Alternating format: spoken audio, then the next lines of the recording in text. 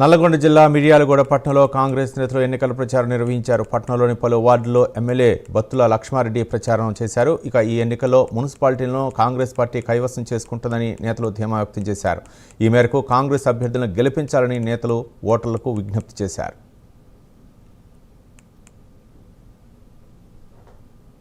ప్రజాపాలన అది రేవంత్ రెడ్డి గారి ఆధ్వర్యంలో చేస్తున్న కార్యక్రమం సన్న బియ్యం అని కూడా ఇది దేశానికి ఒక మక్కువగా జరిగింది. మనందరికీ సన్న బియ్యం వస్తున్నాయా లేదా? సన్న బియ్యం వస్తున్నాయా లేదా?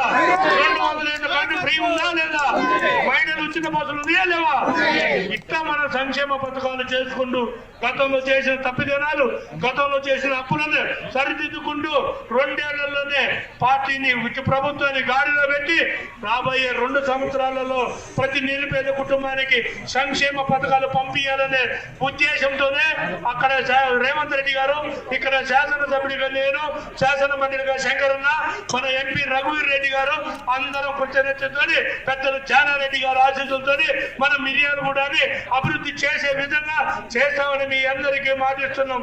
కాంగ్రెస్ ప్రభుత్వం వచ్చిన తర్వాత గత 10 ఏళ్లలో బీఆర్ ప్రభుత్వం మాయ మాటలు చెప్పి, టక్కుటమారి మాటలు చెప్పి, గజకర్ర గోకర్ణ మాటలు చెప్పి ఒక్కటి కూడా నివారించలేదు.